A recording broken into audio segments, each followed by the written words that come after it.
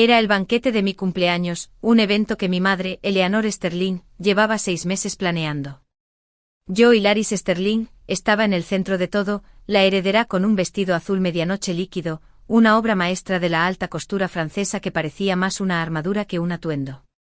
Sin embargo, a pesar de toda la calidez y la adoración que me rodeaban, un vacío frío y profundo se había instalado en mi pecho. La filantropía de mi familia era legendaria, nuestro nombre era sinónimo de generosas donaciones y fundaciones benéficas.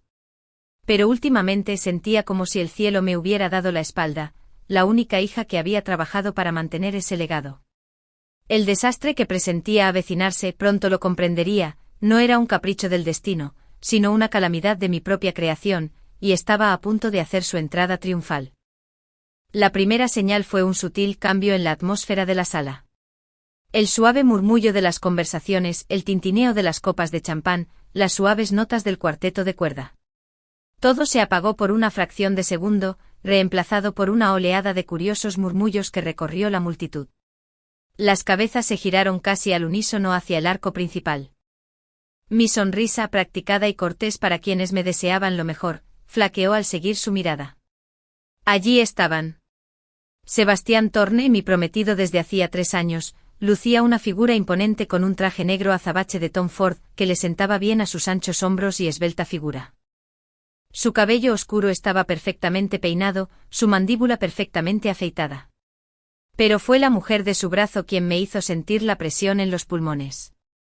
Era Maya, la niña del pueblo montañoso de Oakhaven, cuya educación y bienestar yo personalmente había patrocinado desde que era una niña de 12 años desnutrida.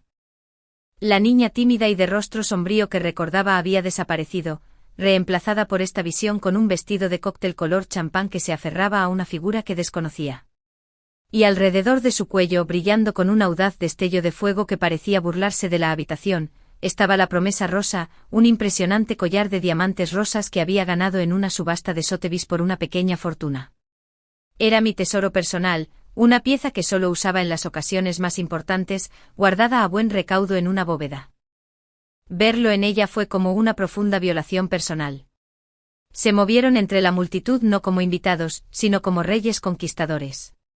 Una sonrisa practicada y tímida, serena pero depredadora, le levantó las mejillas a Maya mientras se aferraba al brazo de Sebastián, con la mirada escudriñando la sala con una posesividad que me revolvió el estómago. Aceptaron copas de champán de un camarero que pasaba, deteniéndose para intercambiar cumplidos con mi tío, dejando tras de sí un rastro de especulaciones susurradas. Y entonces su camino se aclaró. Venían directos hacia mí. La multitud pareció abrirse paso para ellos, permitiéndoles llegar directamente a donde yo estaba, paralizado, cerca del piano de cola. Los ojos de Sebastián, antes cálidos y llenos de adoración al mirarme, ahora me examinaban con frialdad y desdén. Su encantadora sonrisa, la que una vez me aceleró el corazón, se desvaneció por completo, reemplazada por una máscara de severa desaprobación. Elara, dijo con una voz grave y acusadora que atravesó la música y llegó a oídos de todos los presentes. Usar mi nombre completo fue un acto deliberado de distanciamiento. ¿No te dije explícitamente que recogieras a Maya en el aeropuerto? ¿Cómo pudiste ser tan cruel como para dejarla allí sola? La audacia de la pregunta a la completa reescritura de la realidad me dejó momentáneamente sin palabras. Podía sentir el peso de docenas de ojos sobre nosotros. La atención del grupo se centró ahora en esta impactante confrontación. Me obligué a mantener la calma, sin el temblor de rabia que me invadía. Conseguí un coche y un conductor, Sebastián. Le envié un mensaje con los detalles. No contestó el teléfono. Soltó una risa fría y burlona, sin humor. ¿Y qué? ¿Cuánto te habría costado a ti, la invitada de honor, ir tú misma? ¿Para asegurarte de que se sintiera bienvenida? Típico. Ustedes, los Sterling, siempre están por encima de las tareas mundanas, ¿verdad? Nunca podrían entender la vulnerabilidad, las dificultades de una chica como Maya. Te falta la compasión básica. El descaro, la actuación santurrona para nuestro público, me encendió las venas. Me reí una risa corta, aguda y sin humor que hizo estremecer a algunos. Tienes toda la razón, Sebastián, dije con la voz impregnada de una calma gélida que no sentía. Levanté la mano firme y señalé directamente la promesa rosa que brillaba en el cuello de Maya. Me cuesta muchísimo ser como ella. No me atrevería a usar las joyas invaluables de otra persona como si fueran mías, y desde luego no irrumpiría en la fiesta de cumpleaños de nadie sin una invitación formal solo para llamar la atención y armar un escándalo. El rostro de Maya se sonrojó con un rubor perfecto y practicado. Su labio inferior comenzó a temblar con una precisión digna de un Oscar. Se encogió tras el brazo de Sebastián, usando su cuerpo como escudo con los ojos abiertos llenos de lágrimas como si mis palabras fueran golpes físicos. Toma, Aler. Lo siento mucho, susurró con una voz frágil y quebrada. Con dedos temblorosos y teatrales, forcejeó con el cierre. Sebastián la ayudó, su tacto era delicado, un marcado contraste con el desprecio que me mostraba. Ella le ofreció el collar con el diamante colgando como una lágrima envenenada. Sebastián me dio esto. No sabía que era tuyo. Y él fue quien me trajo aquí. Dijo que estaba bien. Ella respiró temblorosamente controlando su actuación. Sí, soy pobre. Sí, crecí gracias a tu caridad. Pero nunca te rogué por tu ayuda. La diste de buena gana. No puedes usar eso ahora para insultarme y hacerme sentir insignificante. En cuestión de segundos, con sus ojos enrojecidos y esa máscara de víctima inocente, había dado la vuelta a la situación con maestría. Yo, la anfitriona y benefactora traicionada, era ahora la acosadora cruel y privilegiada que avergonzaba públicamente a una niña pobre e indefensa. Los murmullos compasivos de la multitud, antes dirigidos a mi sorpresa, ahora estaban firmemente de su lado. Sentí que la trampa se cerraba de golpe a mi alrededor. Una profunda y escalofriante claridad me invadió. Solté otra risa fría y silenciosa y extendí la mano, arrebatándole el collar de la mano extendida. El frío peso del diamante fue como un sello en mi decisión. De acuerdo, dije con voz plana y terminante. Esto es lo que quieres. Esta es la narrativa que has elegido. De ahora en adelante tampoco te obligaré a ser caritativo. Considera cada centavo, cada libro, cada oportunidad que te dieron tirada a la basura. Ya sea la universidad o cualquier otra cosa después, no recibirás ni un centavo más de mi apoyo ni de la fundación de mi familia. Maya se estremeció con un pequeño, casi imperceptible destello de triunfo en sus ojos antes de ocultarlo tras una nueva ola de lágrimas. Oh, Elera, no te preocupes por eso, dijo, y su voz adquirió una nueva y sutil fuerza. Miró a Sebastián con admiración. Sebastián dijo que asumirá toda la responsabilidad por mí de ahora en adelante. Y con él cuidándome, ¿quién necesita la universidad? Se acurrucó más cerca de él. ¿No sería mejor que me quedara a su lado y lo cuidara? Su verdadera cara, la cola de zorra, por fin estaba a la vista de todos. La función había terminado. La declaración fue hecha. Las líneas de batalla, dibujadas con el reluciente polvo de un diamante, quedaron irrevocablemente marcadas. El silencio que siguió a mi declaración fue más denso que cualquier ruido. El cuarteto de cuerdas había dejado de tocar. El único sonido era el nervioso roce de los vestidos y el susurro, bajo y excitado, de los chismes. El rostro de Sebastián era una máscara de piedra de desprecio, pero vi un leve atisbo de inquietud en sus ojos, la primera grieta en su fachada arrogante. No esperaba que me defendiera tan públicamente, así que finalmente, sin decir una palabra más, rodeó con su brazo los hombros de Maya con una posesiva barra y emprendieron la retirada. La multitud se apartó una vez más, pero esta vez las miradas eran diferentes, una mezcla de asombro, curiosidad lasciva y, para quienes conocían la verdadera dinámica en juego, desprecio manifiesto hacia ambos. Salieron pavoneándose del salón, dejando atrás una fiesta sofocada por el escándalo. Me mantuve firme con el frío peso de la promesa rosa apretada en mi puño. Las facetas del diamante se clavaron en mi palma. Mi madre apareció a mi lado, pálida pero con una postura majestuosa. Por favor, disfruten todos de la música y el champán, anunció, y su voz, de alguna manera, atravesó la tensión. Un pequeño malentendido, nada más. Su capacidad para mantener el decoro social ante la lluvia radiactiva era legendaria. El volumen de la fiesta subió poco a poco, pero el ambiente había cambiado para siempre. La celebración había terminado, la disección había comenzado. Me disculpé y caminé con las piernas como si fueran de plomo hacia el estudio privado de mi padre.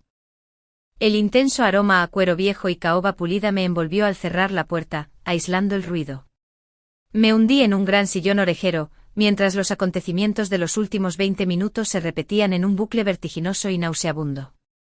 Mi mente, buscando sentido en lo insensato, retrocedió 7 años. El recuerdo era vívido, grabado en el aire brumoso y polvoriento de Oak Haven. La Fundación Sterling había estado evaluando escuelas rurales para un nuevo programa de becas. Entre los niños esperanzados y de ojos brillantes, una niña había destacado no por su potencial, sino por su profunda miseria. Vaya, era una criatura escuálida, de mejillas hundidas, con la ropa hecha jirones y la cara y los brazos manchados de tierra.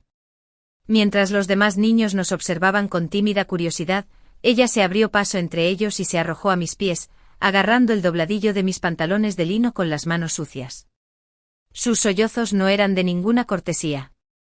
Eran lamentos crudos y desgarradores que atrajeron todas las miradas. «Hermana mayor.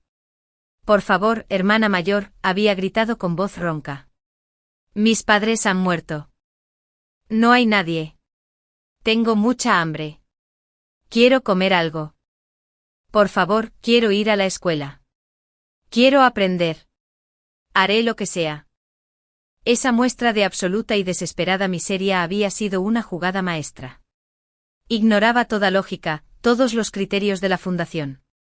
Pasé por alto a niños con mejores calificaciones, con una motivación más clara, con el corazón por encima de la cabeza. Tenía que salvarla. La elegí. Le alquilé un estudio limpio y seguro en la ciudad, la matriculé en un buen colegio privado, le di una asignación mensual más que generosa para comida, ropa y libros, y contraté a un tutor severo pero amable para asegurar su bienestar hasta que terminara el bachillerato. Asistí a sus reuniones de padres y maestros cuando su tutor no pudo. Le compré su primera laptop. Celebré sus mediocres calificaciones, culpando a su mal comienzo por su perpetua posición entre los últimos de la clase. Cuando terminó sus exámenes de admisión a la universidad, me alegré de verdad por ella. La invité a pasar el verano en la ciudad antes de que empezara la universidad, planeando visitas a museos, conciertos, unas vacaciones en la costa, un mundo de experiencias que nunca había tenido. Llegó y luego. Nada. La había visto 2 veces en un mes, y en ambas ocasiones se mostró evasiva, mirando constantemente su teléfono. Empezaron a llegarme rumores, primero de mi secretaria y luego de amigos. Historias de una joven recién llegada a la ciudad, a la que veían cada vez más a menudo con Sebastián Thorne. En cenas, en galerías, en su deportivo. Lo había descartado. Sebastián era mi encantador y devoto prometido. Estaba siendo amable con mi proyecto benéfico. Yo estaba ocupado dirigiendo una corporación multimillonaria. Confiaba en ambos. La confianza se hizo añicos en el momento en que dejaron un simple sobremanila en mi escritorio. Sin ninguna nota. Dentro había una serie de fotografías de alta resolución con fecha y hora. Sebastián y Maya, tomados de la mano, riendo mientras caminaban por el vestíbulo del Hotel Gran Imperial. Otra foto de él dándole una fresa junto a la piscina. Una tercera foto de él besándola en la frente mientras sostenía una bolsa de compras de una boutique de diseñador que sabía que superaba con creces mi límite de dinero. El impacto había sido físico, un puñetazo en el estómago. Había estado reuniendo pruebas, esperando el momento oportuno, decidiendo cómo enfrentarlos con el máximo impacto y la mínima repercusión pública. Quería ser estratégico para proteger el nombre de mi familia y la estabilidad de mi empresa. Simplemente habían decidido emboscarme primero, para controlar la narrativa de mi cumpleaños en mi propia casa. Su arrogancia me dejó sin aliento. Ahora en el estudio las piezas encajaban formando un mosaico aterrador. Sus malas notas no se debieron solo a un comienzo difícil. No le interesaban los estudios. Sus lágrimas en Oak Haven no eran solo desesperación. Fueron una actuación calculada para asegurar una salida. Y yo, Elara Sterling, famosa por mi perspicacia para los negocios, había sido su blanco perfecto e ingenuo. La participación de Sebastián en esto fue aún más vil. Había estado allí, en el salón de baile, y tuvo la audacia de acusarme de falta de compasión. Él, que no era nada antes de la inversión de mi familia, rescató la empresa de su propia familia del abismo. Una vez fue él quien estaba desesperado, sollozando por teléfono, afirmando que ya no era lo suficientemente bueno para mí, que quería construir un hogar conmigo. Mis emociones también se impusieron a mi razón. Arriesgué mi reputación para salvarlo. Tomé un trozo de chatarra sin valor y lo pulí hasta convertirlo en oro. Y ahora, con la riqueza y la reputación en sus manos, las lágrimas de sus ojos se habían convertido en grasa. Mirándolo ahora, esas dos almas ingratas eran la pareja perfecta. Mi tierno corazón había criado a dos parásitos. Llegó el momento de la extirpación. Sería completa y despiadada. La puerta del estudio se abrió y entró mi padre, Alistair Sterling. Se ajustó las gafas, su rostro no mostraba enojo, sino un inmenso y cansado alivio. Elara, dijo en voz baja. Por fin has recobrado el juicio. Las palabras de mi padre, por fin has recobrado el juicio, flotaban en el aire del estudio, como un bálsamo y una acusación a la vez. El alivio en su rostro fue profundo, pero subrayó los años de ceguera voluntaria por mi parte. Lo siento, papá, dije sintiendo que las palabras no eran suficientes. Debería haberlo visto antes. Hizo un gesto de desdén con la mano, acomodándose en la silla detrás de su enorme escritorio de roble. Incluso con generaciones de amistad en nuestra familia, supe desde el principio que Sebastián no era de fiar. Había en él un sentimiento de derecho, un resentimiento que ocultaba su encanto. Pero tú, suspiró. Lo defendiste como si te fuera la vida en ello. La puerta se abrió de nuevo y entró mi madre, Eleanor. La compostura que había recuperado del salón de baile se había roto. Tenía los ojos enrojecidos, pero reflejaba una furia feroz y alegre. Molestaste a tus abuelos tantas veces por él. Todos intentamos decírtelo. Tu abuelo casi te desheredó por esa última inversión que impulsaste para los Thorns. Simplemente no me escuchaste. Se acercó y me tomó la cara entre las manos con las manos frías. Prométemelo, Elera. Prométeme que mantendrás los ojos bien abiertos de ahora en adelante. Lo prometo, juré, aunque el peso de mi propia estupidez hacía que las palabras fueran pesadas. Papá, mamá, de ahora en adelante me centraré por completo en la empresa. No dejaré que nos causen más problemas. Mi mente se desvió de la reciente traición a las raíces de todo. Sebastián Thorne y yo éramos la viva imagen de los novios de la infancia. Habíamos crecido en los mismos círculos, asistíamos a los mismos cotillones. Él había sido amable, atento, y su amabilidad parecía un refugio en el mundo, a menudo despiadado, de las herencias. Pero al pasar de la adolescencia a la edad adulta, empecé a ver las grietas. Su afecto parecía performativo, una herramienta para asegurar su lugar a mi lado y congraciarse con mi familia. Los Thorne eran una familia adinerada, pero en decadencia, cuya fortuna menguaba debido a una serie de malas inversiones y a la complacencia de su padre. La verdadera prueba llegó justo después de graduarme de Stanford. Luchaba por mi puesto en Sterling Enterprises, una empresa donde mi primo mayor, Cassius, era el niño mimado, el nieto que mi abuelo prefería en secreto a pesar de mis excelentes resultados. La jerarquía corporativa estaba plagada de nepotismo y sabotaje silencioso. Durante 2 años trabajé sin dormir, trabajando arduamente en un proyecto que era crucial para mi credibilidad. Cuando finalmente cerré el acuerdo con Ethereum, un contrato que generó 9 cifras de nuevos negocios, me había ganado mi puesto. La aprobación de la junta directiva fue un trabajo duro. Fue en ese momento de agotamiento y triunfo que Sebastián me llamó. Su voz estaba rota, arrastrada por la bebida y la desesperación. A Lara se acabó todo. Papá hizo otro llamado de murciélago. Los acreedores están a la puerta. No me quedará nada. Ya no soy lo suficientemente bueno para ti. ¿Sabes cuánto deseo construir un hogar contigo? Una vida de verdad. Mis emociones, desgarradas por la lucha y eufóricas por la victoria, dominaron toda razón. No vi al hombre oportunista en el que se estaba convirtiendo, sino al chico en el que había amado. Arriesgando mi recién adquirida posición, acudí a mi padre y a la junta directiva. Argumenté, supliqué y usé toda mi credibilidad para impulsar una inyección masiva de capital en Thorne Industries. Y no me detuve ahí. Moví mis influencias, les pedí favores y los conecté con clientes de mi propia cartera. Tomé su chatarra sin valor, una empresa con respiración asistida, y la pulí personalmente hasta convertirla en un trozo de oro. Le devolví a Sebastián su dignidad y su fortuna en bandeja de plata. Ahora, de pie entre los escombros de mi cumpleaños, vi la verdad. Sus lágrimas habían sido una herramienta, su amor una transacción. Con la riqueza y la reputación firmemente de vuelta en sus manos, su gratitud se había transformado en derecho y luego en desprecio. Él y Maya eran la pareja perfecta. Ambos me veían no como una persona, sino como un recurso para explotar. Mi tierno corazón había criado a dos víboras. Llegó el momento de una escisión despiadada. Al día siguiente fui a la oficina. La noticia ya se había extendido por los pasillos corporativos. El ambiente estaba electrizante, pero bajo la calma profesional percibí una oleada de celebración. Al caminar hacia mi despacho, vi que mis empleados no me miraban directamente a los ojos, pero los susurros no eran de lástima. Eran de triste satisfacción. Mi jefe de seguridad, un hombre estoico llamado Evans, me esperaba. Señorita Sterling, dijo en voz baja. Le entregaron un paquete. Personal y confidencial. Colocó una cajita en mi escritorio.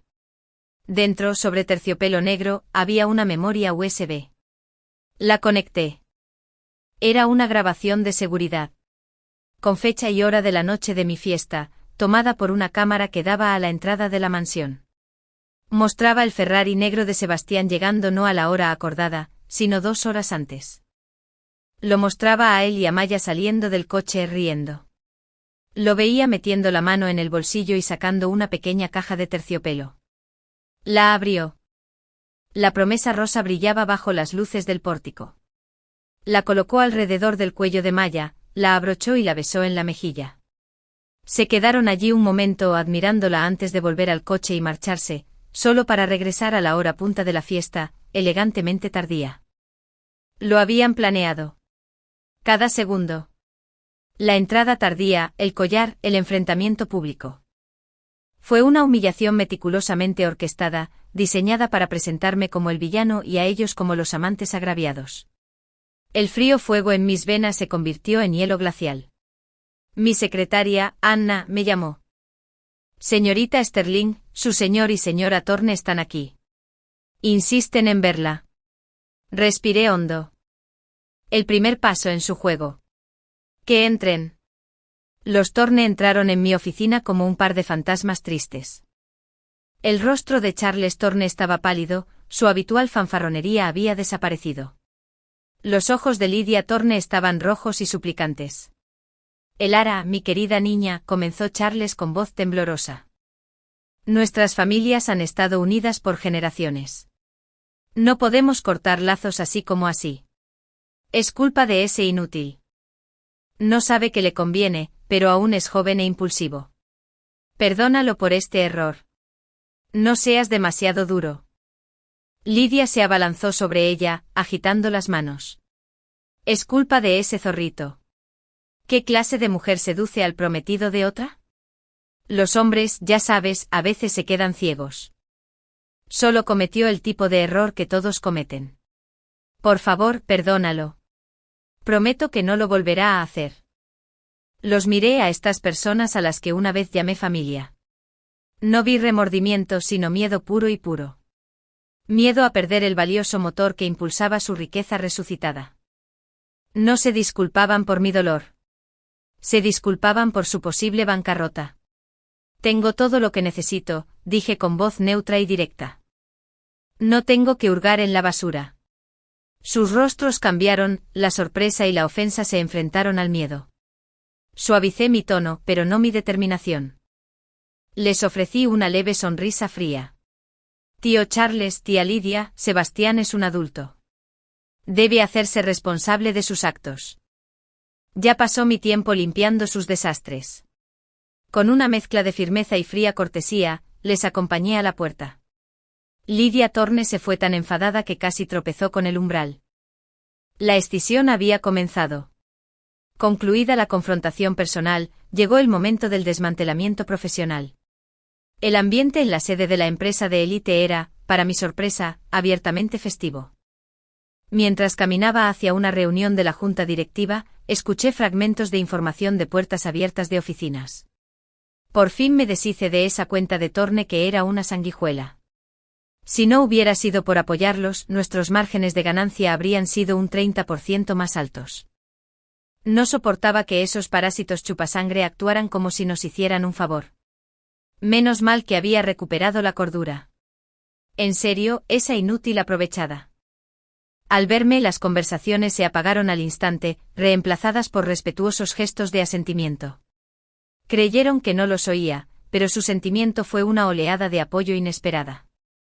Mi jefa legal, una mujer brillante y despiadada llamada señora Chin, me esperaba en la sala de conferencias. Rescindir la mayoría de los contratos de Thorne es sencillo, Alara, dijo extendiendo documentos sobre la mesa. Eran mensuales o tenían cláusulas de rescisión claras. Sin embargo, hizo una pausa y me pasó un contrato específico. Este es el problema. El proyecto Apex. Lo firmaste personalmente hace apenas 3 meses. Está muy inclinado a su favor. Si iniciamos la rescisión, la cláusula de penalización es considerable. Recogí el contrato. Lo recordé. Fue pura caridad. Un proyecto para lanzar una nueva sucursal de Industrias Thorne, aprovechando los recursos, contactos e infraestructura de Sterling. Nuestro margen de beneficio era casi inexistente. Era básicamente una forma de canalizar negocios y credibilidad hacia Sebastián. Lo firmé después de que pasara una semana cortejándome, hablando de nuestro futuro y construyendo imperios juntos. Sentí una nueva oleada de disgusto. ¿Cuánto?, pregunté. 20 millones, dijo la señora Chin rotundamente. No lo dudé. Tomé el teléfono y llamé directamente a Sebastián. Contestó al segundo timbre con una voz llena de petulancia. Debió haber asumido que llamaba para rogar. Alara, ¿a qué debo el placer? ¿Ya me extrañas? El contrato para el proyecto Apex que firmamos hace unos meses está anulado. Dije con la voz desprovista de toda emoción. Ahora que hemos terminado nuestra relación, por favor, que su abogado se ponga en contacto con la señora Chin para gestionar la cancelación. Estalló en una carcajada áspera y desagradable. ¿Cancelar? Claro, princesa. Solo paga la multa. Son solo 20 millones. No me digas que los poderosos Sterling no pueden permitírselo. Considéralo el costo de hacer negocios. O debería decir, el precio de tu mal carácter. Una vez más, logró sorprenderme con su impasibilidad. Pero su arrogancia me estaba jugando una mala pasada. Bien, dije con frialdad. Nos vemos en el juzgado. Colgué. La señora Chin se permitió una breve y aguda sonrisa. Excelente. Mordió el anzuelo. Podría haber negociado, pero su orgullo no se lo permite. Quiere ese penalti. Será su perdición. La demanda se presentó al final del día. La noticia resonó en los medios de comunicación como un rayo. Sterling Enterprises rompió todos sus vínculos con Thorne Industries, tras lo cual Thorne presentó una contrademanda por incumplimiento de contrato. La ciudad bullía. Llegó el día de la audiencia. Sebastián entró pavoneándose en la sala, convencido de que el contrato era su escudo inexpugnable. Llevaba un traje nuevo y caro, una declaración de su inquebrantable confianza. Me lanzó una mirada de absoluto desprecio. Su abogado, un hombre de aspecto competente, empezó argumentando la inviolabilidad del contrato. Pero la señora Chin era una maestra. Su defensa fue una sinfonía destructiva en 3 partes. Primero, declaró con voz clara y cortante, que este contrato se firmó mientras el señor Thorne y mi cliente mantenían una relación romántica.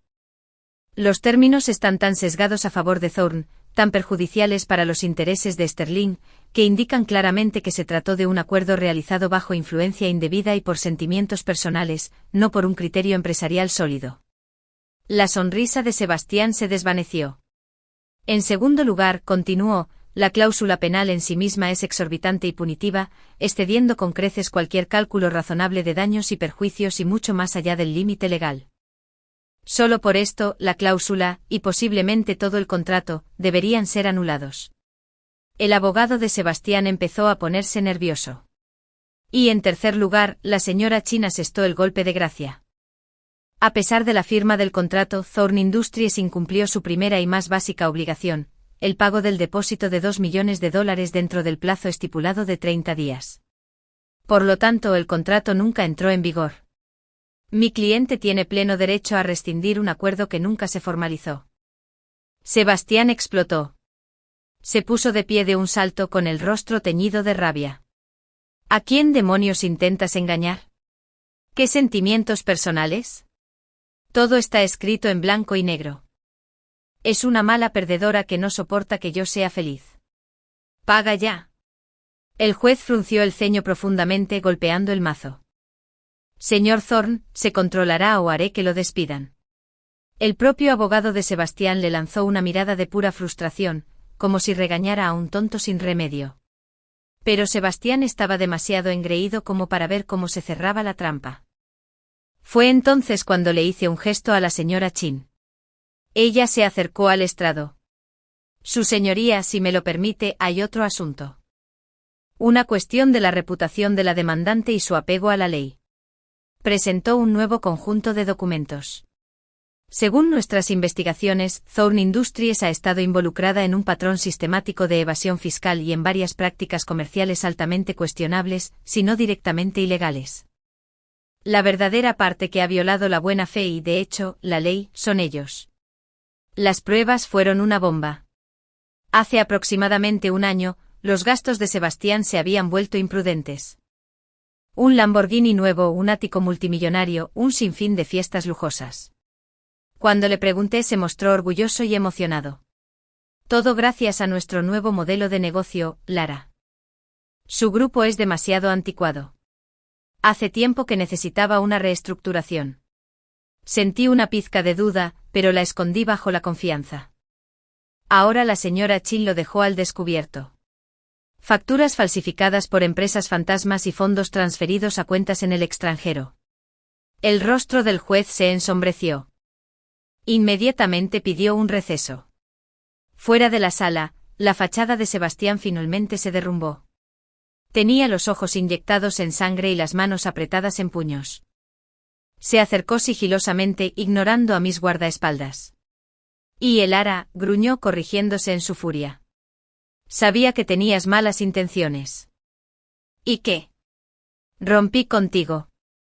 Eso significa que tienes que difamarme así.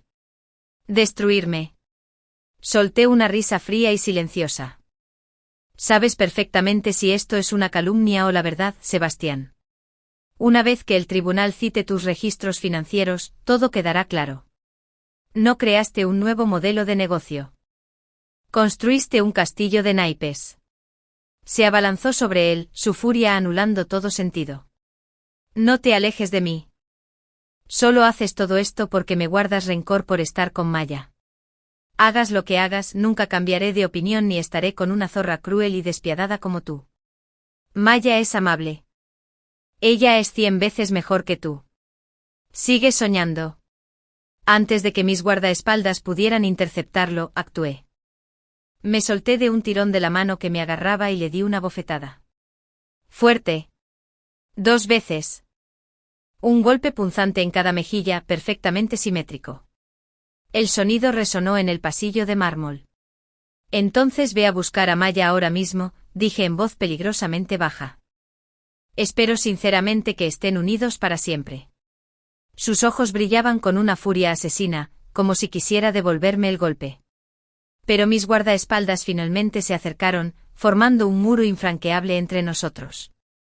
Al final solo pudo emitir un gruñido bajo y animal, y observar furioso mientras me daba la vuelta y me alejaba, con el dulce sabor de la justicia en la lengua. La primera batalla estaba ganada. La guerra estaba lejos de terminar. El viaje a casa desde el juzgado transcurrió en silencio. La adrenalina de la confrontación disminuyó poco a poco, reemplazada por una determinación fría y firme. La demanda era ahora más grande que una simple disputa contractual. Era un caso federal. El IRS y la SEC llamarían a la puerta de Thorn Industries en cuestión de días. La arrogancia de Sebastián no solo le había costado el caso, sino que potencialmente lo había expuesto a cargos criminales. La extirpación estaba resultando ser minuciosa. Al acercarse mi coche a las puertas de mi exclusiva urbanización, vi una figura familiar y desagradable. Maya estaba sentada en el borde de un parterre bien cuidado con aspecto pequeño y desolado. Cuando mi coche se acercó entró en acción, se metió en medio de la carretera y obligó a mi conductor a frenar de golpe. Bajé la ventanilla tintada. «Quítate de la carretera, Maya». Su rostro era un mar de emociones contradictorias. El tenue contorno de una bofetada era visible en su mejilla, cortesía de Sebastián, sin duda después del desastre en el tribunal. Sus lágrimas aún no se habían secado, pero sus ojos reflejaban un odio intenso y ardiente mientras me miraba fijamente. Elara espetó con la voz perdiendo toda su anterior fragilidad. «¿Por qué me haces esto? ¿Crees que por quejarme con los padres de Sebastián, por hacer que me detesten, no podré casarme con un miembro de la familia Thorne? Será mejor que desistas de esa idea. Mientras Sebastián me ame, sin duda me convertiré en su esposa». La miré con la curiosidad distante de un zoólogo que observa a un animal particularmente astuto. Me encantaría que siguieran juntos el resto de sus vidas. Si sus padres no los aprueban, ¿qué tiene que ver conmigo? ¿Soy su madre? Dejé que una sonrisa lenta y fría se dibujara en mis labios. Sé que tienes prisa por ascender, pero tómatelo con calma. Si no puedes ser la esposa, siempre puedes conformarte con ser la amante.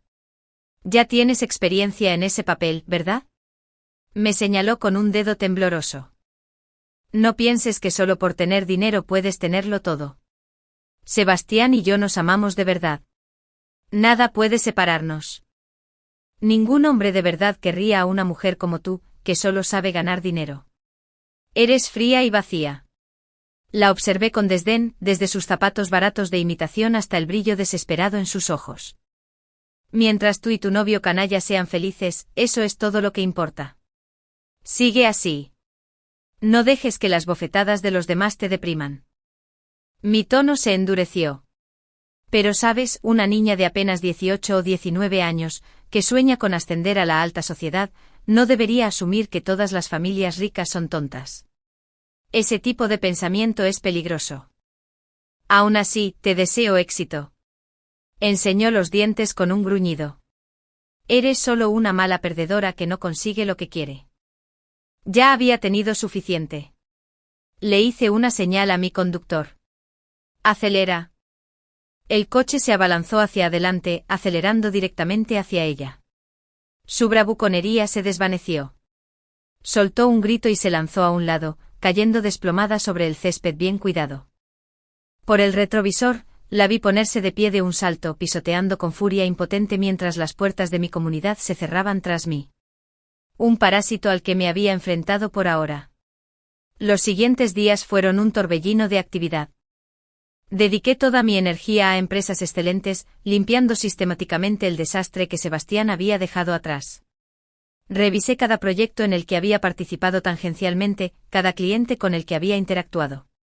Fue catártico reemplazar el caos emocional con hojas de cálculo y estrategia. Mi abuelo Arthur Sterling, el patriarca y aún accionista mayoritario, me visitó por sorpresa. Se quedó un momento en la puerta, observándome trabajar, con una extraña expresión de aprobación en su rostro severo. «Chica», dijo con voz áspera. «Menos mal que encontraste el camino de vuelta». Entró apoyándose con fuerza en su bastón. «Estos últimos días te ha ido bien. La junta directiva está impresionada. Ahora podemos estar tranquilos, sabiendo que la empresa está en buenas manos después de todo». Esas sencillas palabras, pronunciadas con tanta naturalidad, casi me hicieron llorar. Desde niño sabía que estaba luchando contra viento y marea. Mi abuelo me quería, pero adoraba a mi primo Casio. Casio era el nieto, el que perpetuaría el apellido familiar. Durante nuestra infancia me dejó cargar con la culpa de sus innumerables fechorías, y por un retorcido sentido de lealtad familiar, rara vez discutía. Durante años mis abuelos depositaron todas sus esperanzas en él, a pesar de su pereza y su presunción de privilegio. Solo cuando trabajé arduamente me gané la admisión en Stanford por mis propios méritos y luché por cada ápice de respeto en Sterling Enterprises, empezaron a verme con otros ojos. Pero por Sebastián perdí el rumbo. Me arrastró a su pantano. No le había causado pérdidas catastróficas a la compañía, pero tampoco tenía nada impresionante que mostrar. Hace una semana oí el rumor de que si mi abuelo perdía la fe en mí, me despojaría de mi autoridad y se la entregaría a Casio. Pero ahora estaba tranquilo. Y yo también. Gracias por tu confianza, abuelo, dije con la voz cargada de emoción. Seguiré trabajando duro. No te decepcionaré otra vez. Esa noche trabajé hasta muy tarde, mucho después de que casi todos se hubieran ido. La oficina estaba tranquila, un santuario de productividad. La puerta se abrió sin llamar y Cassius entró. Vestía un ostentoso traje de diseñador y esbozaba una sonrisa petulante y condescendiente. Bueno, primito, dijo arrastrando las palabras, dejándose caer en la silla frente a mi escritorio. Has crecido. Ahora tienes ases bajo la manga. Dime, ¿qué te dijo el abuelo esta mañana? ¿Lo adulaste para que te diera más? Eres tan pequeño. ¿Cómo puedes ser tan avaricioso? No levanté la vista del monitor. Eres muy sospechoso, Cassius. De hecho, conozco a un buen psicólogo al que podrías acudir. Se especializa en paranoia y delirios de grandeza. Después del lío con Sebastián y Maya aprendí dos verdades fundamentales. Nunca dejes que la compasión te nuble el juicio, y soportar la humillación no te hace agradecido. Solo les hace pensar que eres fácil de intimidar. Se quedó paralizado un segundo y luego saltó de la silla. Pequeño mocoso. Cuida lo que dices. Te diré esto. Algún día, toda mi fortuna será mía. Una mujer como tú ni siquiera debería soñarlo. Trátame mejor ahora y cuando lo herede todo, quizá te dé una paliza. Pero si me cabreas, echaré a toda tu familia a la calle. Precisamente por eso, aunque nací en una familia adinerada, trabajé hasta el cansancio. Mi propio primo soñaba día y noche con desheredarnos a mis padres y a mí. Solté una risa fría y sin alegría. Jefe Cassius, dije por fin mirándolo. ¿Tienes una docena de amantes afuera y aún te queda tanta energía para tramar planes? Estoy impresionado. Me puso un dedo tan cerca de la cara que casi me tocó la nariz. Si te atreves a delatarle a mi esposa, te mataré a golpes. Lo juro. Puse los ojos en blanco, un gesto de total desdén que lo enfureció más que cualquier argumento. Claro que no voy a chivarme. No es que te tenga miedo, dije, volviendo a la pantalla. Solo porque no me molesta. Sinceramente, la pequeña chispa de tu amenaza no alcanza ni para encender una cerilla. Revoloteando con rabia incoherente, salió furioso de mi oficina, dando un portazo tan fuerte que el cristal tembló. Parecía que las líneas de batalla se estaban desplegando en un nuevo frente. Había extirpado los parásitos externos. Ahora era el momento de lidiar con el que se estaba propagando dentro de la familia. El juego se estaba volviendo más complejo, pero mi determinación nunca había sido tan fuerte. Las semanas siguientes fueron una clase magistral de triaje corporativo. Con la demanda de Thorn Industries entrando en la fase de descubrimiento de pruebas, un proceso que prometía ser largo y complicado para Sebastián, mi enfoque se centró en fortalecer Sterling Enterprises. El alivio inicial de la junta directiva por mi separación de Sebastián se transformó en un respeto genuino al presentar una nueva estrategia de crecimiento dinámico, sin el peso muerto de Thorn Partnership. Fue durante este periodo de intensa concentración que mi secretaria, Anna, se me acercó con una mirada incómoda. Señorita Sterling, la señora Gabel está aquí para verla. No tiene cita, pero insistió bastante. Dijo que se trata de una exbeneficiaria de la fundación, la señora Gabel. El nombre me sonó a la distancia. Al cabo de un momento la identifiqué. La mujer severa y sensata que había contratado años atrás para ser la guardiana y acompañante de Maya en la ciudad. Se había jubilado hacía un año. Intrigado, le dije a Anna que la hiciera pasar. La mujer que entró era mayor con una postura aún erguida, pero en sus ojos se reflejaba un cansancio que recordaba. Señorita Sterling, dijo con voz nítida. Gracias por recibirme. Señora Gabel. Ha pasado un tiempo. Por favor, siéntese. ¿Qué puedo hacer por usted? Se sentó recatada en el borde de la silla. Se trata de Maya. Vi las noticias. El caso A con el señor Thorn. Apretó las manos con fuerza sobre su regazo. Siento que quizá he fallado en mis deberes contigo. Informé de algunas cosas, pero quizá no fui lo suficientemente contundente. Y había cosas que solo recompuse después de irme. Me incliné hacia adelante completamente cautivado. ¿Qué cosas? Respiró hondo. Desde el principio, Maya nunca se concentró en sus estudios. Sus calificaciones eran desalentadoras, no por falta de inteligencia, sino por falta de esfuerzo. Estaba preocupada.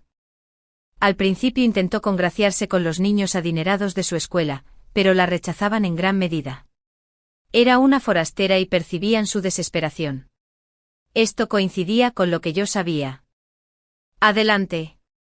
El verano antes de su penúltimo año, continuó la señora Gabel, con los labios apretados por el disgusto, vino a la ciudad a encargarse de unos trámites. Se alojó en la casa de huéspedes de tu familia una semana mientras tú estabas en Tokio cerrando el trato con Ethereum. Durante ese tiempo ella conoció a tu primo, el señor Cassius Sterling. Estaba de visita en la casa principal para ver a tu abuelo. Se me hizo un nudo en el estómago. Sí. Los pillé hablando junto a la piscina una noche, dijo. La forma en que él la miraba y la forma en que ella le sonreía con picardía, fue inapropiado. Se lo informé a tu asistente en ese momento, pero estabas muy ocupado y lo descartaron como algo puntual. Pero la vi escabullirse para verlo 2 veces más esa semana. Él la recogía en su llamativo coche rojo. Las piezas, una vez dispersas y desconectadas, comenzaron a chocar con una fuerza aterradora. El repentino desinterés de Maya por sus estudios, su recién descubierta arrogancia, su familiaridad con un mundo que no debería haber conocido. No había empezado con Sebastián. Empezó con Cassius. Después de ese verano, dijo la señora Gabel, bajando la voz, su actitud cambió por completo. La mansedumbre era fingida. Se volvió arrogante y grosera. Presumía de tener amigos poderosos que la cuidarían. Me dijo que yo solo era una empleada doméstica, y que pronto no me necesitaría ni a mí ni a tu miserable mesada. Creo que se refería al señor Cassius. Cuando regresó después de sus exámenes el mes pasado, la situación empeoró.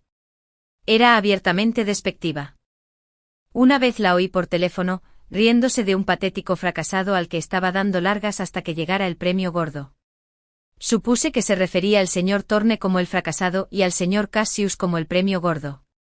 La revelación fue asombrosa. Maya había estado jugando a 2 bandas, o quizás Cassius había sido su objetivo inicial, y Sebastián era el premio de consolación que había conseguido cuando Cassius, siempre el diletante, no se comprometió. Mi asqueroso primo, que trataba a las mujeres como juguetes desechables, sin duda había hecho promesas que nunca tuvo intención de cumplir después de una sola noche de indulgencia. Decepcionada y enfadada, Maya había puesto entonces la mira en la segunda mejor opción, mi prometido. ¿Por qué me cuenta esto ahora, señora Gabel?, pregunté en voz baja. Porque le fui leal, señorita Sterling, dijo con la mirada fija. Me dio un trabajo cuando lo necesité y me trató con respeto. No protegí tus intereses entonces. Espero que esta información te sea útil ahora. Esa chica es peligrosamente ambiciosa y completamente inescrupulosa. ¿Y tu primo? Es un veneno. Después de que la señora Gabel se fuera, me quedé en silencio en mi oficina un buen rato. La trama se había complicado muchísimo. Esta no era solo la historia de un prometido traicionado y un huérfano codicioso. Era la historia de una víbora familiar, Cassius, que potencialmente orquestaba el caos desde dentro. ¿Había animado a Maya a atacar a Sebastián? ¿Era este su torpe intento de desestabilizarme, de hacerme quedar como un incompetente emocional ante la Junta y nuestro abuelo? La idea era horrorosa y totalmente propia de él. Había pagado a investigadores privados para que vigilaran a Maya después de la fiesta de cumpleaños, principalmente para asegurarme de que no intentara vender historias a la prensa. Ahora les di una nueva orden, investigar cada interacción entre Maya y Cassius Sterling durante los últimos 3 años. Necesitaba conocer la profundidad de esta conexión. Al día siguiente llegó un gran sobre Manila por mensajería. Dentro había fotos e informes. Fotos de Cassius y Maya en un club de jazz con poca luz, con él rodeándola con el brazo. Un recibo del spa de un hotel de lujo pagado con la tarjeta Platinum de Cassius para dos. Y lo más incriminatorio, una foto granulada tomada con teleobjetivo la semana pasada, entrando en un conocido hotel del amor a las afueras de la ciudad. Cassius, incluso después de todo lo sucedido, seguía viéndola. El informe indicaba que tras salir del hotel, discutieron acaloradamente en el estacionamiento. Maya lloraba agarrándolo del brazo. Cassius se la quitó de encima, se subió a su coche y se marchó a toda velocidad, dejándola allí sola. Parecía que el verdadero premio seguía siendo esquivo. Un plan, frío y preciso, empezó a formarse en mi mente. En lugar de confrontarlos directamente, dejaría que su propia toxicidad los destruyera. Simplemente necesitaría calentar un poco la olla a presión en la que ya estaban atrapados. La oportunidad perfecta surgió con la próxima gala anual de la Fundación Sterling. Era el evento social de la temporada, una noche donde la filantropía y los negocios se fusionaban a la perfección. Mi abuelo estaría allí, al igual que toda la junta directiva. Y según la tradición familiar, también estarían Cassius y su esposa, Diana. Me aseguré de que Cassius recibiera una nota personal escrita a mano, incluida en su invitación. Tengo muchas ganas de verte a ti y a Diana en la gala, primo. He oído cosas muy interesantes últimamente. Deberíamos hablar. Era lo suficientemente vago como para ser inocente, pero sabía que le haría entrar en pánico a Cassius. Estaría nervioso observándome toda la noche preguntándose qué sabía yo. Y un Cassius nervioso era un Cassius imprudente. Llegó la noche de la gala. El evento se celebró en el gran salón del Museo Sterling, un espacio lleno de arte invaluable y personas aún más invaluables. Llevaba un vestido verde esmeralda intenso, un color de poder y renovación. Recorrí la sala con la seguridad de un director ejecutivo, intercambiando cumplidos con donantes y diplomáticos. Observé a Cassius desde el otro lado de la sala. Estaba visiblemente agitado, bebiendo champán demasiado rápido, con la mirada perdida en todas direcciones.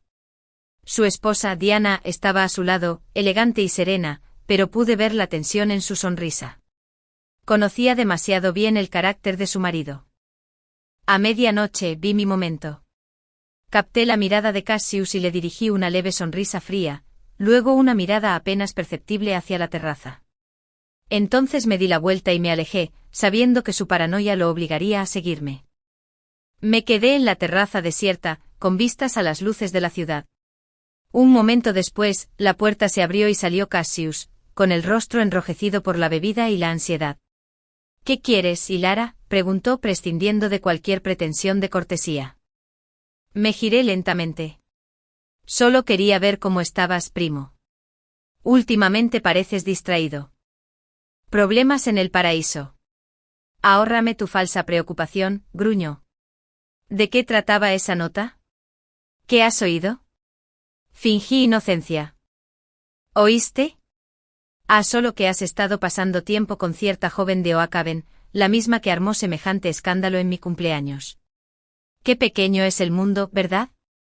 Palideció. ¿Me estás espiando? Yo protejo mis intereses, Cassius, y parece que los tuyos suelen chocar con los míos. Primero te entretienes con mi estudiante apadrinada y luego, de alguna manera, termina del brazo de mi prometida. Menuda coincidencia, ¿no crees? Dio un paso hacia mí, su voz era un siseo bajo y venenoso. No tienes pruebas de nada. Es una mentirosa. Una zorrita codiciosa que se me pegó a mí y luego a Sebastián cuando me aburrí. No significa nada. ¿Diana lo sabe?, pregunté en voz baja. La amenaza flotaba en el aire entre nosotros. Sus ojos se abrieron de par en par, presa del pánico, y luego se entrecerraron, furiosos. Si le dices una palabra, te destruiré. Lo juro. Le diré al abuelo que mientes, que intentas sabotearme porque estás celoso. Me reí, una risa genuina de incredulidad. ¿Celoso de qué exactamente? ¿De tu matrimonio fracasado? ¿De tu mediocre desempeño en la empresa? ¿De tu colección de amantes cazafortunas? Eres un cliché, Cassius, y los clichés son fáciles de prever. Antes de que pudiera responder, la puerta de la terraza se abrió de nuevo.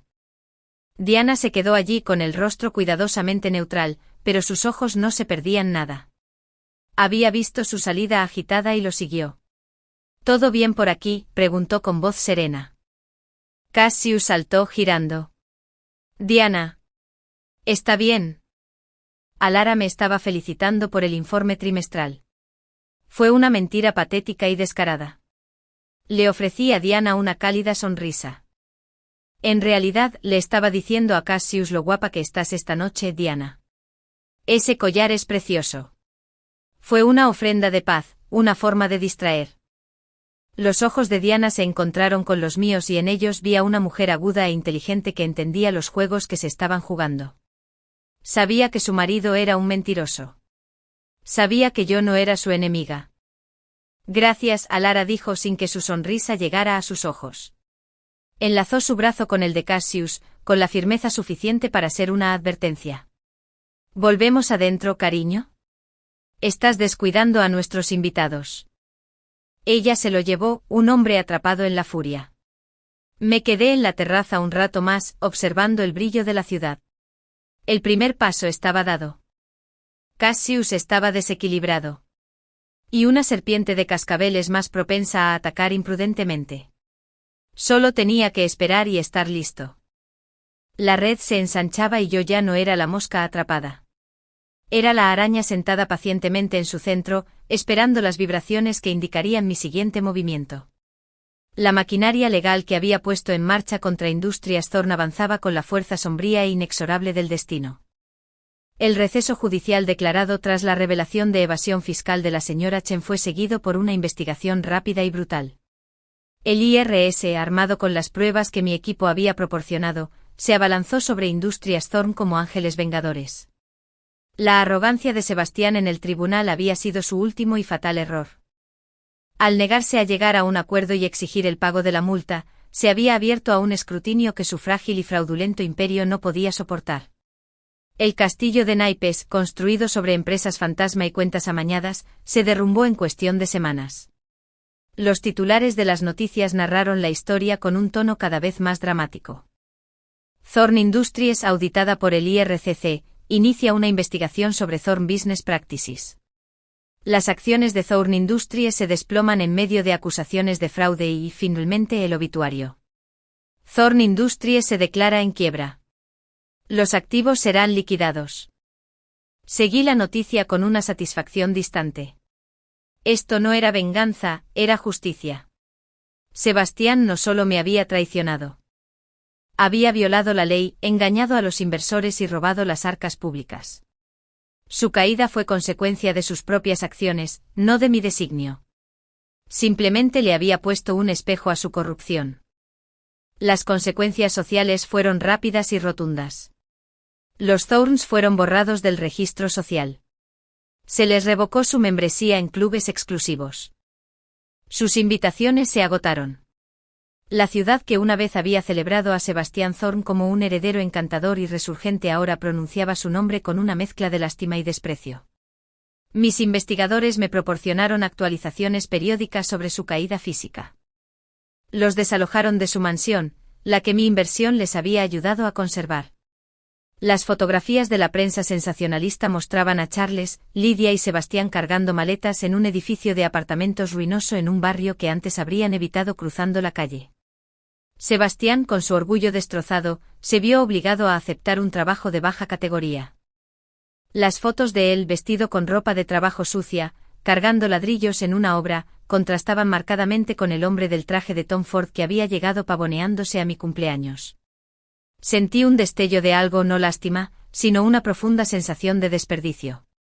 Este era el hombre por el que había arriesgado mi carrera, mi posición con mi familia.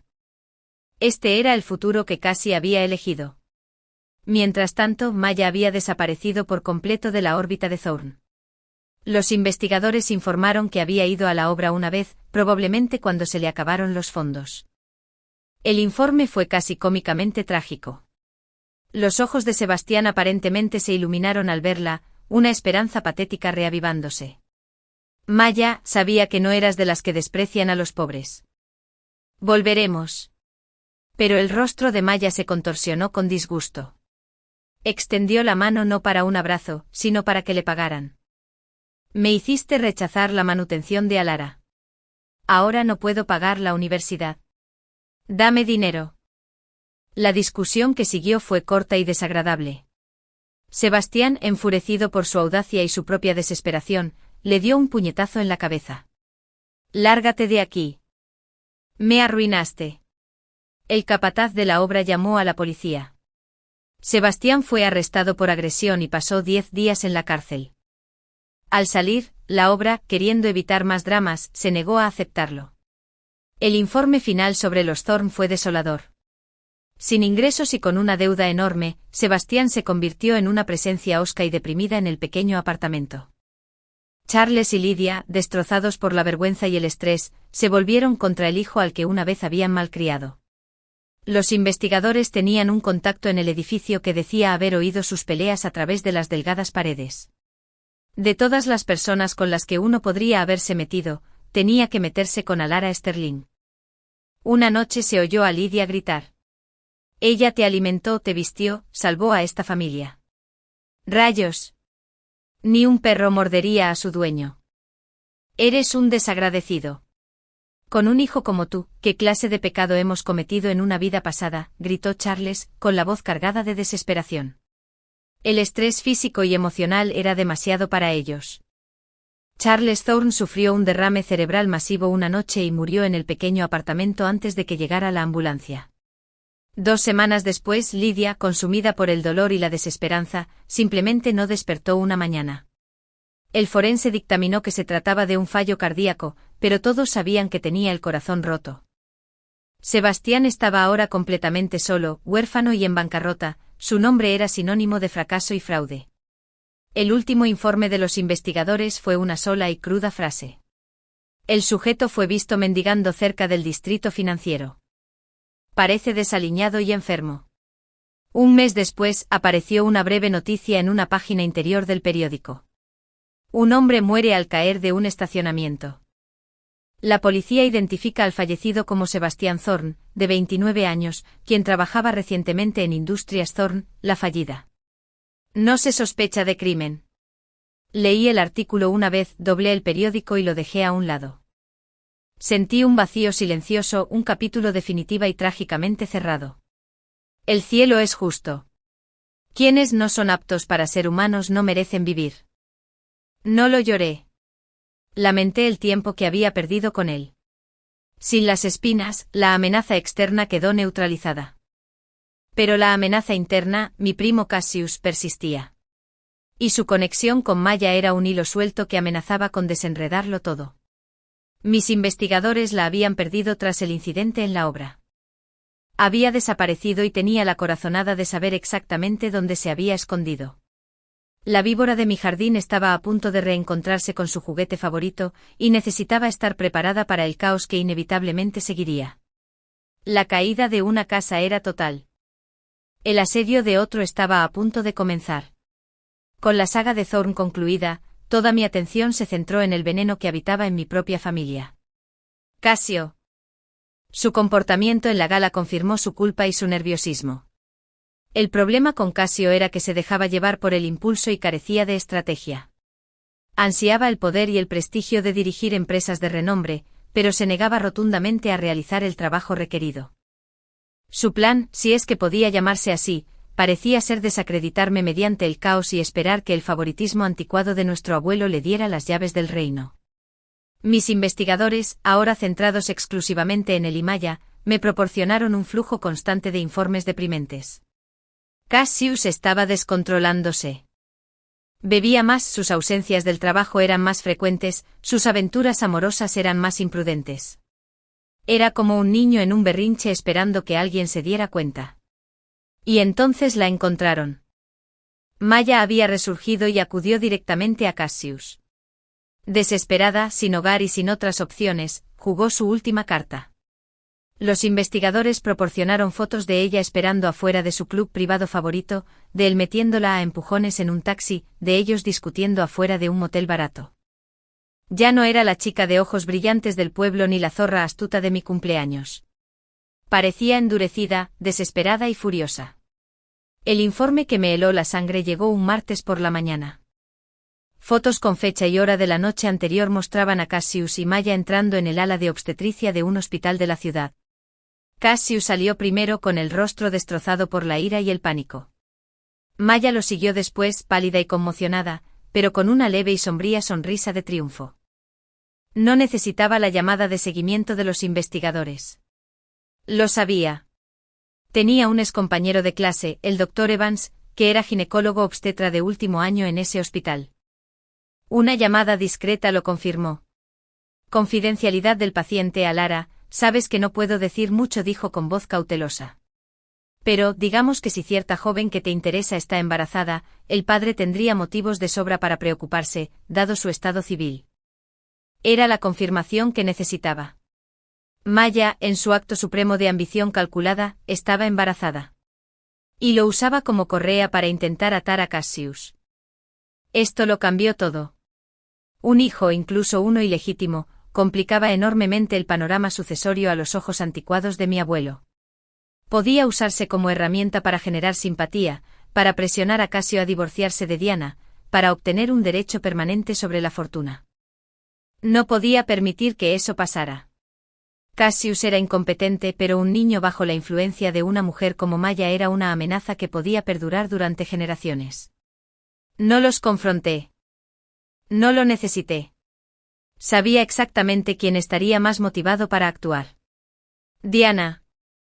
Envié anónimamente un mensaje multimedia cifrado a Diana, quien, según mis fuentes, estaba visitando a su familia en Suiza. El mensaje contenía las fotos más nítidas del hospital, el motel y el informe del investigador con fecha y hora. Añadí una nota sencilla y venenosa. Lo siento, Diana.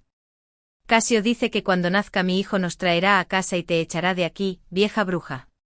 Dice que tu hijo no será su heredero por mucho tiempo. Conocí a la familia Geu, la familia de Diana. Su riqueza era más antigua y despiadada que la nuestra. Sus raíces estaban en la minería y la industria, y eran conocidos por su ferocidad al proteger a los suyos. Diana no era una mujer a la que se pudiera contrariar. La respuesta fue más rápida y violenta de lo que esperaba. Diana no me llamó. No pidió explicaciones. Subió al jet privado de su familia y regresó a la ciudad ese mismo día. Los investigadores rastrearon su coche desde el aeropuerto hasta la finca Sterling, donde, según se informa, Cassius se recuperaba de la resaca.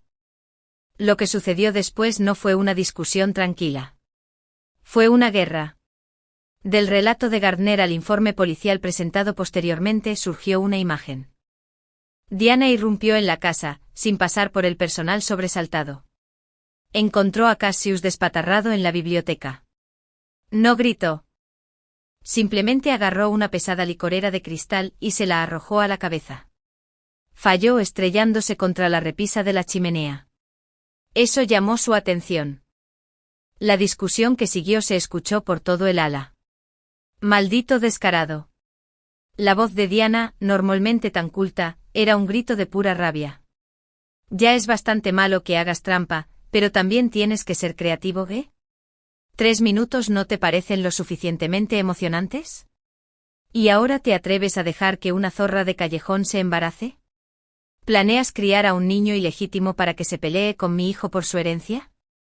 Cassius, recobrando la sobriedad rápidamente, respondió no con disculpas, sino con agresividad. Le propinó un fuerte golpe que resonó. No me presiones demasiado, Diana. Si tu poderosa familia no te hubiera empujado contra mí, ¿crees que alguna vez te habría deseado? Deja de pasarte. Lárgate de mi casa. La pelea física que siguió fue brutal. Se tiraban del pelo, se arañaban y gritaban. Su hijo pequeño lloraba histéricamente en el pasillo. Mis padres y mis tíos, los padres de Cassius, entraron corriendo y finalmente lograron separarlos. Diana tenía la cara magullada e hinchada. Respiraba entre sollozos con el vestido de diseñador desgarrado. Señaló con un dedo tembloroso a Cassius y luego a sus horrorizados padres. Jamás te dejaré salirte con la tuya, espetó con la voz temblorosa y una furia tan profunda que era fría. Jamás. Agarró a su hijo aterrorizado y se fue. El silencio que dejó atrás fue roto por mi abuelo, quien había presenciado toda la escena desde la puerta de su estudio. Su rostro estaba pálido por la conmoción y la furia. Se acercó a Cassius, quien aún jadeaba de ira, y sin decir palabra le dio una bofetada tan fuerte que lo hizo tambalear. «Ponte frente a las tablas ancestrales y arrodíllate», ordenó el abuelo, con la voz temblorosa de rabia. Pero Cassio, humillado y enfurecido, finalmente cedió. Todos sus años de resentimiento se desbordaron. «¿Por qué demonios debería arrodillarme ante ti, viejo?», gritó con la boca llena de saliva. «Ya estás prácticamente en la tumba, y aún piensas darle tus bienes a ese mocoso, dándome órdenes como si no fuera nada. ¿Qué demonios te crees que eres?». El insulto o el veneno puro dirigido al patriarca fue demasiado. Los ojos de mi abuelo se abrieron de par en par.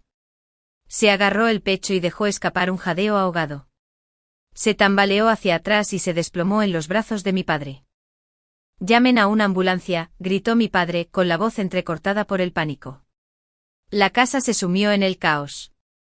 Mi abuelo fue trasladado de urgencia al hospital, sufriendo un infarto grave. El nido de víboras había sido completamente derribado, y el veneno amenazaba con matar al mismísimo cabeza de familia. El juego había escalado más allá de los negocios y la traición, a una lucha por la supervivencia, y yo estaba en medio de todo. Las horas posteriores al colapso de mi abuelo fueron un torbellino de pasillos estériles, voces apagadas y el penetrante olor a antiséptico. La sala de espera de la mejor unidad privada de cardiología de la ciudad estaba repleta de pacientes con enfermedades cardíacas, y nuestra ansiedad colectiva era palpable. Mi tío y mi tía, los padres de Cassius, estaban sentados apiñados, con el rostro desfigurado por la conmoción y el miedo, atravesado por destellos de ira dirigidos a su hijo. Cassius brillaba por su ausencia, pues el equipo de seguridad de mi padre lo había sacado a la fuerza del hospital tras intentar entrar a la fuerza en la UCI. Mi padre, Alistair, era una roca hablando en voz baja y mesurada con el equipo de especialistas. Mi madre me agarró la mano con fuerza. La verdad no dicha flotaba pesadamente en el aire. Arthur Sterling no solo era nuestro patriarca, sino el eje central de todo el imperio Sterling. Su muerte o incluso su incapacidad desencadenaría una guerra de sucesión que haría que los recientes escándalos parecieran una simple escaramuza. Tras lo que pareció una eternidad, emergió el cardiólogo jefe. Su expresión era seria, pero no desesperanzada. «Está estabilizado», dijo, y un suspiro colectivo de alivio inundó la sala. «Las próximas 48 horas son cruciales. Está débil y el estrés era inmenso. Necesita tranquilidad absoluta. Sin visitas. No hay negocio. Nada. El indulto fue temporal. Todos sabíamos la pregunta que debíamos hacer. Mi padre la expresó. ¿Y su capacidad mental? ¿Está lúcido?».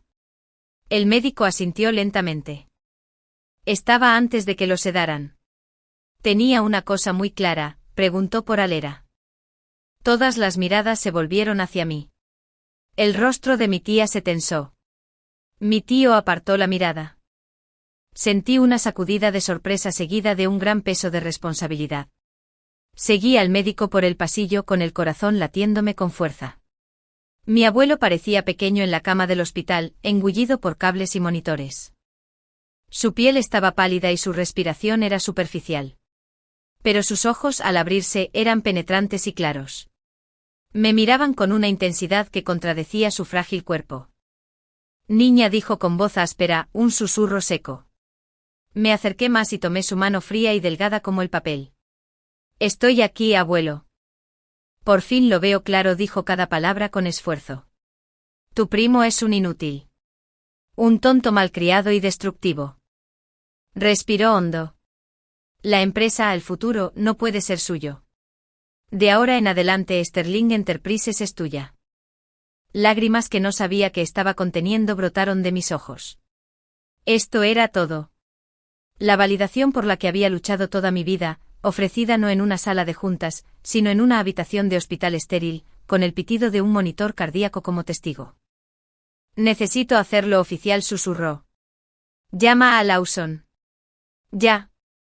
El señor Lawson era el abogado de la familia, un hombre tan discreto que era prácticamente un fantasma. Llegó en menos de una hora, con un portafolio encuadernado en cuero bajo el brazo. Lo acompañaron a la sala y yo esperé afuera, con la mente dando vueltas. Esto estaba sucediendo demasiado rápido. Cassius jamás lo aceptaría. Como si la idea me hubiera llamado la atención, oí voces alzadas al final del pasillo. Cassius había regresado e intentaba abrirse paso a la fuerza entre las enfermeras y el personal de seguridad. «Tengo derecho a ver a mi abuelo», gritaba, con la voz arrastrada por la bebida. «Está ahí dentro envenenándolo contra mí. Esa pequeña zorra me está robando la herencia». El alboroto se intensificó. Estaba agrediendo a una enfermera, empujándola. Mi padre y mi tío intervinieron, lo que provocó una pelea ahí mismo en el pasillo. Cassius estaba furioso, irracional. «Es culpa suya», gritó, señalándome mientras la seguridad finalmente se lo llevaba. Se lo contó a Diana. Si no, no me habría divorciado y la familia no habría quedado tan mal. Abuelo, si vas a hacer testamento, piénsalo bien. Soy tu nieto de sangre. Solo yo puedo continuar con la nobleza. Sus palabras, resonando por el pasillo del hospital, fueron el último clavo en su ataúd. No eran las palabras de un nieto preocupado, sino las de un buitre codicioso y desesperado que rondaba a un moribundo. El señor Lawson salió de la habitación con el rostro impasible. Me dedicó un leve, casi imperceptible asentimiento. Ya estaba hecho. Mi abuelo sobrevivió al periodo crítico. Su recuperación sería larga, pero ya estaba decidido. Las acciones se transfirieron y el control de la empresa pasó formalmente a mis manos. La noticia se difundió en un comunicado de prensa corporativo y seco que conmocionó al mundo empresarial. Elara Sterling era ahora la jefa indiscutible de Sterling Enterprises. Como era de esperar, Cassius estaba furioso. Irrumpió en mi oficina en la sede el día que se supo la noticia, con la cara roja de rabia. «Víbora», gruñó, ignorando las protestas de mi asistente. «Lo envenenaste. Lo pusiste en contra de su propia sangre. Bájate de ahí. Esa silla es mía». Ni me inmuté. Simplemente presioné un botón en mi escritorio. Entraron 2 guardias de seguridad corpulentos. «Como eres mi primo», dije con voz fría y tranquila, «te daré 2 opciones. Una, puedes encargarte del proyecto y gestionar nuestra nueva filial en la Zambia rural. Es un contrato de 5 años. O 2, puedes irte ahora y buscar tu propio sustento. La asignación familiar se cancela con efecto inmediato». Se abalanzó sobre mí con un rugido de furia sin palabras. Los guardias de seguridad fueron más rápidos. Lo sometieron con eficacia y tras un forcejeo breve e indigno, lo sacaron a rastras de mi oficina, entre maldiciones y escupitajos. Oí unos golpes fuertes y un último gruñido de dolor en el vestíbulo del ascensor. Les recomendaron que fueran minuciosos. Más tarde ese mismo día, llegó un correo electrónico conciso de su abogado. Cassius, herido física y emocionalmente, había elegido Zambia. Tomaría un vuelo en una semana. La amenaza interna estaba neutralizada por ahora. Lo exiliaron. La empresa, por fin, era mía. Pero las consecuencias de sus acciones seguían extendiéndose. El informe del investigador sobre Maya fue desolador. Tras recibir el alta hospitalaria, intentó usar su embarazo para aferrarse a Cassius. Cuando él no respondió, sumido en su propia crisis, se desesperó. Se había presentado en la finca Sterling, exigiendo verlo, exigiendo apoyo. Nunca logró cruzar las puertas. Pero alguien más la esperaba. La familia de Diana, los Gus, no se habían quedado de brazos cruzados. Creían que la infidelidad de Cassius y el escándalo resultante habían humillado a su hija y puesto en peligro la herencia de su nieto. Responsabilizaban a todos los implicados, especialmente a la prostituta de barrio que se había atrevido a intentar engendrar un heredero. El informe fue clínico, pero los detalles brutales. Maya fue encontrada en un callejón, no lejos del hostal barato donde se alojaba. La habían golpeado brutalmente. El ataque había sido concentrado y profesional. Había perdido al bebé. Las lesiones eran extensas, internas y externas. El informe policial lo catalogó como un asalto fallido. Todos lo sabían. Estaba demasiado aterrorizada para decir una palabra a las autoridades. Sentí una punzada hueca que no era exactamente compasión. Era un sombrío reconocimiento de causa y efecto. Había jugado con fuego con gente verdaderamente peligrosa, y había sufrido quemaduras catastróficas. Su sueño de ascender a la alta sociedad había terminado en un charco de sangre en una calle sucia. Cargaría con las cicatrices físicas y emocionales el resto de su vida. La noticia de su destino fue la última pieza del rompecabezas. Las amenazas externas e internas habían desaparecido. Sebastián había muerto, su familia estaba arruinada. Casio fue exiliado a África. Maya estaba destrozada, sus ambiciones literalmente aniquiladas. El camino por delante finalmente estaba despejado. Me quedé junto a la ventana de mi oficina, contemplando la ciudad que mi familia había ayudado a construir. La vista era diferente ahora. No era solo un panorama de edificios y poder. Era mi responsabilidad. Mi reino forjado en la traición, endurecido por el conflicto y conquistado mediante cálculos despiadados. El juego había terminado. No solo había sobrevivido, sino que había conquistado. Pero al volverme para afrontar la montaña de trabajo en mi escritorio, la limpieza, las nuevas estrategias, el futuro de un imperio global, supe una cosa con certeza. La mujer que había apadrinado a una niña pobre de un pueblo de montaña se había ido. La mujer que había amado a un hombre irresponsable se había ido. En su lugar había un traje de Lara Sterling, y jamás volvería a dejarse engañar. Los primeros meses de mi liderazgo indiscutible fueron un periodo de intensa actividad, casi frenética. Se trataba menos de celebración y más de consolidación. Yo era el director general de salud pública de Sterling Enterprises, y mi primera tarea fue extirpar hasta el último vestigio de la podredumbre que se había enquistado bajo la superficie. Revisé todos los proyectos que Cassius había abordado, y a menudo encontré atajos, fondos mal asignados y acuerdos conseguidos mediante intercambio de favores en lugar de méritos. Destituí a sus leales ofreciéndoles generosas indemnizaciones por despido condicionadas a la firma de acuerdos de confidencialidad. Fue una purga costosa, pero necesaria para restaurar la integridad de la empresa y mi absoluta autoridad. La junta directiva, antes escéptica ante una joven descarriada por su corazón, ahora me observaba con un nuevo respeto, teñido de un sano temor. Ya no era una Lara, la nieta. Yo era la señorita Sterling, la trajeada. Mis decisiones eran rápidas, mi lógica impecable, mis expectativas altísimas. El precio de las acciones, tras una caída inicial debido al escándalo, comenzó una subida constante y segura. El rendimiento, no el patrocinio, era ahora la única moneda que importaba. Mi abuelo, desde su residencia de convalecencia, me ofreció un apoyo discreto y constante. Nuestras conversaciones ya no giraban en torno a asuntos personales, sino a las tendencias del mercado y la estrategia corporativa. Me había ganado mi puesto no como su nieta, sino como su sucesora. Una noche, unos 6 meses después de la adquisición, estaba trabajando hasta tarde. La oficina estaba en silencio, una catedral de la industria. Anna, mi secretaria, se había ido hacía horas. La única luz provenía de la lámpara de mi escritorio y del brillante horizonte que se extendía tras las paredes de cristal. Un suave golpe en el marco de la puerta me sobresaltó. ¿Quién es mi padre? ¿Trasnochado?, preguntó con una sonrisa amable. Solo estoy limpiando lo que queda del desastre de Cassius, dije, señalando una pila de archivos. Ese hombre era un desastre por sí solo. Entró y se sentó, mirando la oficina con expresión pensativa. «¿Te sienta bien?», dijo simplemente. «El caos por fin ha terminado. Tu madre y yo dormimos mejor por las noches». «Debería haberte escuchado antes», admití, ahora me resulta más fácil decirlo. «Tenías que aprender tus propias lecciones», dijo. «Y los aprendiste a las malas.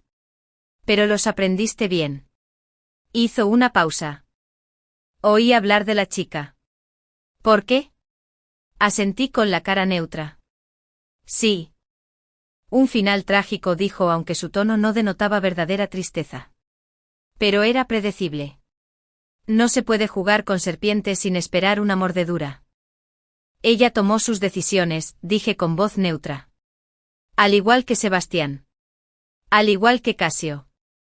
Y tú hiciste el tuyo, respondió mi padre. Elegiste ser despiadado. Elegiste sobrevivir. Elegiste liderar. Se levantó y caminó hacia la puerta. No te disculpes por eso, Alera. Este mundo no recompensa los corazones blandos. Recompensa las voluntades fuertes. Después de que se fue, pensé en sus palabras. Despiadados. Supervivencia. Eran auténticos. La ingenua filántropa se había ido. La mujer que gobernaba desde este cargo se había forjado en el fuego de la traición y se había endurecido en el hielo de la respuesta calculada. Un informe final de mis investigadores yacía sobre mi escritorio. Era la última actualización que había solicitado. Los padres de Sebastián estaban enterrados en un cementerio modesto. Cassius se sentía miserable en Zambia, quejándose constantemente del calor y la falta de lujos, y su rendimiento laboral era tan mediocre como siempre. Maya había sido dada de alta del hospital. No podía regresar a su aldea. La vergüenza era demasiado grande y hacía tiempo que había quemado ese puente. Era demasiado perezosa para un trabajo legítimo, demasiado rota para sus viejos juegos. El informe contenía una sola foto granulada. Estaba de pie bajo un neón parpadeante frente a un salón de masajes de mala muerte, en una zona de la ciudad donde el brillante horizonte no llegaba. Llevaba demasiado maquillaje, un atuendo barato y revelador, y forzaba una sonrisa mientras coqueteaba con un hombre gordo y grasiento con un traje barato. La nota del investigador era concisa. El sujeto parece haber entrado en el comercio sexual. Parece tener problemas de adicción. Pronóstico. Pobre. No sentí nada. Ni alegría por el mal ajeno, ni compasión. Ella era una nota al pie en mi historia, una lección aprendida. Cerré el archivo y lo tiré a la trituradora junto a mi escritorio. Las cuchillas zumbantes lo procesaron con rapidez y eficiencia. Volví a mirar la ciudad. Mi ciudad.